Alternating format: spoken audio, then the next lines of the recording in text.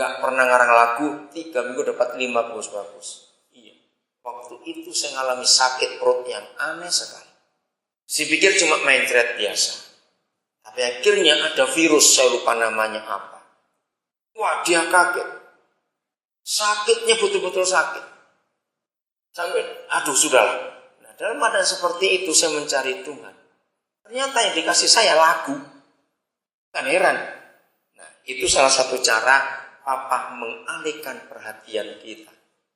Dia seorang gembala, sudah rutin biasa begitu. Sampai istri jemaatnya pun heran. Seumur-umur gak pernah dia tahu munculin lagu yang bagus-bagus. Saudara, Papa mau kita gak ada di zona nyaman, jalan yang sama terus. Katakan amin. Harus mengalami pembaruan dalam hidup. Ayat 4, ayat 3. Musa berkata, baiklah aku menyimpang. Garis bawahi kata menyimpang. Apa arti kata menyimpang? Jadi Musa mengambil sikap bagaimana? Apa arti kata menyimpang? Ya, out of box, betul. Arti kata lain? Apa yuk? Menghindar. Bukan. Ini bukan menghindar. Justru yang dekati kok api itu. Nah, belok ke arah lain. Berarti Musa harus buat keputusan. Tinggalkan jalan yang biasa aku jalan. Aku mau nyimpang dulu. Pertanyaannya begini. Bisa enggak Musa cuek atau acuh? Bisa enggak? Dia cuma, oh api. Aneh ya, enggak terbakar. Ya sudah, itu bukan urusanku. Nah, banyak gereja seperti ini. Roh Kudus bekerja luar biasa. Tapi kita melihat. Tapi kita enggak pernah ingin ada hal-hal baru yang terjadi dalam hidup kita. Kita cuek, kita acuh. Nah, Musa nyimpang. Dia berani tinggalkan rutinitas. Berani tinggalkan jalan yang lama. Saudara, tahun 2009 buat kami suami istri, betul-betul kami dibawa nyimpangnya jauh sekali oleh Roh Kudus. Sekarang sejak tahun 2009 bulan Februari, Tuhan percayakan kami pelayanan homeless. Pelayanan tunawisma di Amerika. Aneh bukan? Saya pikir Tuhan janganlah. Kerjaan saya di Indonesia masih banyak. Kenapa ini di Amerika? Kisahnya terjadi pada bulan Oktober 2008. Setelah lebih 16 tahun kami suami istri tidak pernah ke San Francisco. Waktu itu 2 anak kami, Adon, Pisjam dengan Irwan Alexander, dapat undangan ke sana. Kami suami istri masih ada di pantai timur, di New York, Philadelphia semuanya. Jadi mereka berangkat duluan. Tapi kami nggak ikut.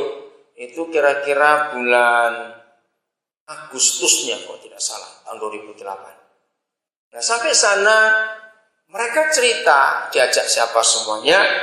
Lalu salah satu gereja itu bilang, coba undang papa kalian ke sini. Dia cari waktu, kami bisanya bulan Oktober. Nah, begitu bulan Oktober tiba, saya ketemu seorang hamba Tuhan. Dia orang Islam, tadinya dari Indonesia. Lalu karena dia diancam oleh kelompok tertentu yang namanya Gerakan Anti Pemurtadan, pemerintah Amerika memberi dia suaka, asilum, perlindungan. Namanya Bapak Muhammad Tony Bastama. Saya pernah dengar panti rehabilitasi Nabi Salomo di Jawa Barat banyak dia. Nah, ketemu, kaget juga. Akhirnya kami bicara. Terus kami tinggal di rumah satu keluarga namanya Rudi Mamondo. Saya kenalkan Pak Tony ini kepada Rudi. Nah, Pak Tony ini punya hati untuk para narkoba, tunawisma itu, homeless itu. Ayo kita buat sesuatu. Saya cuma ngomong begitu saja. Karena saya pikir Pak Tony ini perlu dukungan. Nah, Pak Rudi ini orang pengusaha diberkati Tuhan. Ayo kita buat. Kapan mulai? Waduh, belum tahu. Awal Januari, awal 2009, kami dapat kabar kalau mereka akan mulai bulan Februari. Saya datang bersama istri, mulai. Lokasinya namanya di Golden Gate Park. Saya nggak mikir jauh-jauh, tidak. Begitu kami datang cuma bawa makanan saja. Wah, mereka datang. Dan homeless itu bukan gelandangan nggak punya duit. Ada profesor, ada ada orang ngerti IT, ada seorang pemusik orkestra terkenal, dan macam-macam pengacara. Loh, kok bisa begini nih orang? Ternyata mereka itu bukan orang miskin. Mereka itu tertolak dari keluarga dan tertolak dari lingkungan. Karena banyak kasus yang terjadi. Nah, jadi selama setahun 2009 itu, lebih dari 15 orang yang dipulihkan hidupnya dan kembali hidup normal. Dan ada 11 orang yang sudah dibaptis. Yang lebih luar biasa lagi, akhirnya tiap Sabtu, tadinya cuma mau sekali itu saja. Tapi karena antusias mereka, terus saya bilang, oke, saya punya berkat $100. Saya invest ini tanpa saya mikir ada kelanjutan. Karena begitu saya lihat sesuatu, ini perlu ditolong orang-orang ini. Sambil duduk, kalau mereka makan, kami dekati, kami ajak ngomong, cuma begitu saja. Sabtu depan jalan lagi. Maka itu sampai tahun lalu itu 5 kali saya bolak-balik ke sana. Saudara, masuk bulan ketiga, ada 2 gereja Amerika datang. Tanya kami, bagaimana cara kalian bisa bertahan di sini? Nah, saya juga bingung bertahan apaan. Kami ini berkali-kali masuk diusir. Ini kan sudah 3 bulan kami perhatikan bisa di sini. Kami nggak punya jawaban, saudara, karena nggak ngerti. Tiba-tiba salah satu yang homeless ini jawab. Dan jawab begini sambil makan nih, kalian datang bawa pedang. Mereka ini datang tidak bawa pedang, bawa makanan. Saya tanya, Ton, pedang itu apa? Kan nggak ngerti, bukan? Mereka jawab karena mereka dengar saya tanya sesuatu. Saudara dengarkan, di situ kami bersyukur. Ternyata kalau gereja datang, itu langsung khotbah. Bertobat kamu, homoseks, bertobat kamu, orang narkoba. Kerajaan surga datang, bawa Alkitab. Diusir mereka itu, saudara. Baru saya ngerti. Ternyata dunia gak butuh khotbah betul-betul. Dengan kata lain, dunia sudah enak dengan agama. Saya terakhir ke sana Thanksgiving yang lalu, tanggal 26 November. Itu sudah dingin. Saudara, kami datang duduk bersama mereka. Karena buat orang Amerika Thanksgiving itu hari terbesar, bukan Natal. Keluarga kumpul, mereka nggak ada keluarga. Tanggal 25 Desember, itu hujan deras. Selama setahun, kami pelayanan belum pernah ada hujan seperti itu. Nah kalau hujan deras kami nggak usah apa-apa hari itu. Kami nggak pakai tenda, nggak pakai apa-apa. Ya di lapangan gitu, duduk dengan mereka.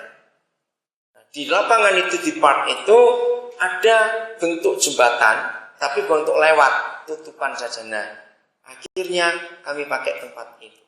Saudara, datanglah orang-orang ini. Dan mereka berkata, sekarang kami tahu, kalian betul-betul mengasihi kami. Karena kami pikir kalian nggak datang karena hujan seperti ini. Kami ini lapar. Bayangkan. Mereka kan. Maka tahun ini kami akan lebih giat lagi mengerjakan. Buat saya itu hal yang nyimpang. Saya nggak pernah ngerti. Ternyata Bapak berikan. Saya tidak tahu tahun ini ada apa lagi. Setiap tahun saya menunggu dari Roh Kudus. Hal apa yang dia mau tunjukkan. Maka itu saudara, kalau ada hamba Tuhan melayani Tuhan sampai stres dan jenuh, pasti dia rutin kerjaannya. Pasti. Karena kalau Roh Kudus yang bawa, hal-hal yang luar biasa terjadi. Sekolah-sekolah kami berkembang luar biasa. Mendengar kesaksian guru-guru anak-anak menyenangkan. Kemarin datang 5 orang ke Jakarta dari anak kami. Keberangkatannya luar biasa, mengharukan sekali. Tadinya naik kapal, karena terlambat naik pesawat. Saya monitor dari Nobile kemarin terus sampai Jakarta. Saudara pernah dengar seorang anak Tuhan yang hebat di Indonesia namanya Profesor Dr. Yohanes Surya. Seorang ahli fisika. Dan gara-gara dia nama Indonesia terkenal di dunia. Pak Yohanes Surya itu selalu cari daerah-daerah pedalaman, khususnya Papua. Setiap tahun timnya datang untuk tes anak-anak. Dan kali ini paling banyak. Tahun-tahun lalu dapatnya 1, 2, 3, 1, 2, ini 5 anak kami dites dapat. Karena kan di training selama 12 bulan di kampus mereka di Karawaci di Jakarta. Tadi pagi saya telepon mereka Mereka sudah mulai masuk ke matrikulasi, perkenalan dulu menyenangkan.